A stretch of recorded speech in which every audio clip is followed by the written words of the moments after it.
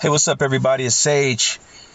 Today we're going to talk about the newest update. I'm going to give you my update review and what we're going to do. This is for the January update, by the way. That's soon to drop on iOS and the other servers, and it dropped on Android today.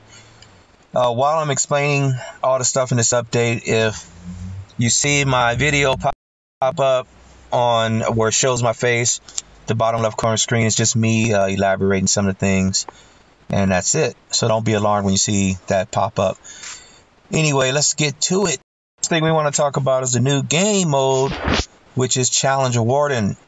And the way I found it was I went to my Warden's Watch right here, clicked on Forgotten Trial, and right here, right by the leaderboard, you see that little icon, subdue icon, which says 2 days, 4 hours. Click on that. And right now, it's offline, of course. So how this is going to work, basically, you're going to go against one of the wardens. You're going to form a team that can subdue that warden, and you're going to try to beat the warden. If you beat the warden, you're going to advance in the tournament. It's going to be a season that opens up once a week, and I don't know how long that season is going to last, but there you have it. You're going to get rewards as you beat the wardens. You're going to go up in rank, and at the end of the season, you're going to get another reward, basically that coincides with whatever rank you have. So whatever rank tier that you're in. And that's how it works. Now, although I hate the wardens, I think that this is going to be a good challenge. I think this is a good addition to the game. Because you're going to be using your subdue team, which is like can consist of blue or green heroes going against that warden. You're going to be doing different strategies, and it's not going to be the same cookie cutter thing that we do for everything. It's going to be like a different challenge, and that's good. And it's going to be interesting to see how it plays out when this thing opens up.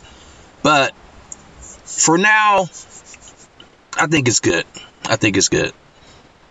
All right, next thing we have is HBM Stage AJ is now unlocked. So if you beat AI, you can do AJ. And if you beat AJ, you're going to get an achievement. And the achievement's going to be 5 level 9 talent rooms. So you're only going to get that once, though. So don't get your hopes up too high.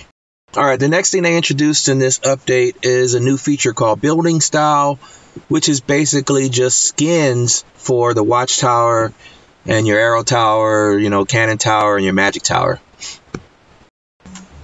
And today, for the low price of $99.99, you, sitting at home, can buy a building skin for, for the Town Hall.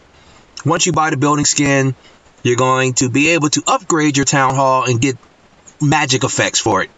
So maybe at a certain level, the Town Hall to start like zapping everybody. I don't know, because I'm not going to buy this for $99, but it probably will go down in price. And there are going to be some other events where you can, win these, just let time dictate what happens with this.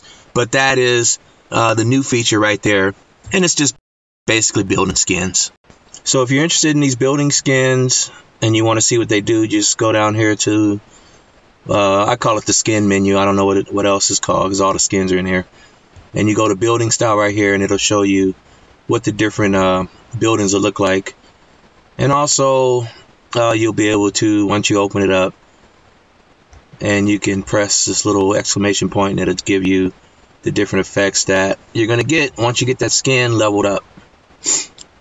Okay, the next new thing in this update is the new talent Wicked Armor. And at level 9, you're going to raise your attack by 110% and limit reflected damage taken to 7,000, which is pretty good. This talent don't seem so bad on heroes that get beat up with reflected damage, like Athene. Athene is probably going to be OP now. I got this suggestion from my man Matt Skelly Slayer, who's in my guild. He put it on his Athene. He said it works pretty good. She basically can't die now from the reflected damage. So I like this talent. I'm only gonna probably use it on 1 or 2 heroes, but I was able to obtain it already, and I'm probably put it on my Athene. All right, so this update also comes with 2 new heroes. 2. You got Plant Warrior, which you can hire with gems, and you got Rosaline, which you can get from events and from I don't know, probably the bazaar. But both of these heroes are basically heroes that restore your HP. They're basically healing heroes. So I'll find some use in both of these heroes. I'm probably going to go for both of them as soon as I can. Of course, you got new heroes, you got a new talent, and you got to have a new pet. And this is a new pet, Phoenix, which is basically a healing pet, kind of like Bublo is. You know, it heals you. And I think it's going to be useful. I like it. I like it. Now, what I don't like about this is that they're not included in these pet bags that I've been saving just for this occasion, because these pet bags have other heroes in them.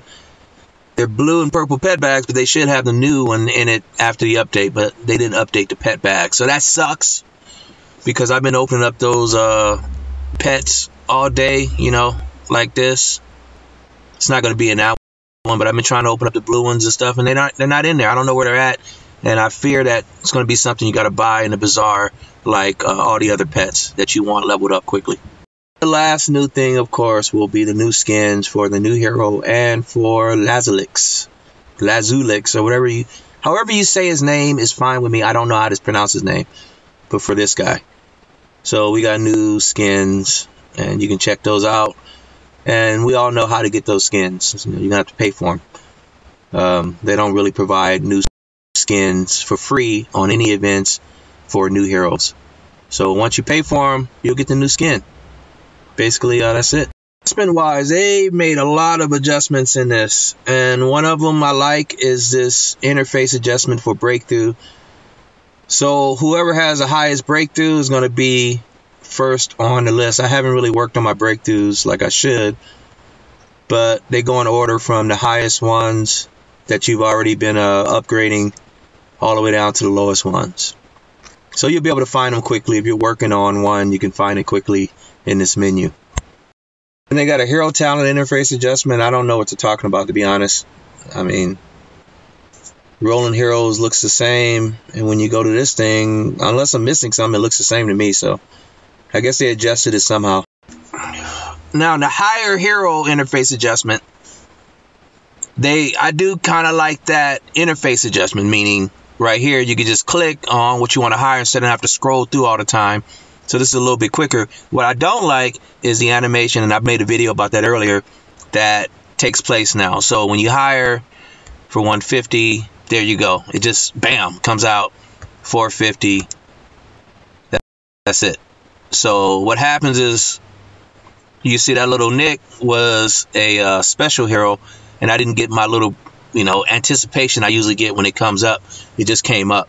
If you're doing it fast, then I feel bad for you, because you're going to miss a lot of these heroes when they come up, and you're going to end up wasting a lot of gems if you don't take your time.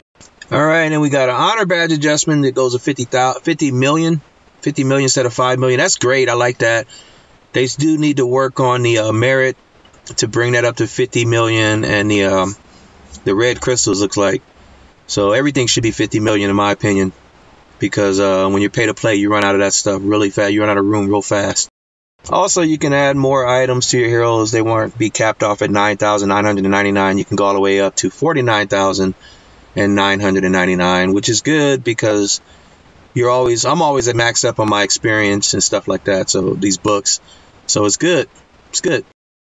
And the last thing is, of course, increasing the warehouse spot and the hero altar spots so that you can cram more stuff in there that you need.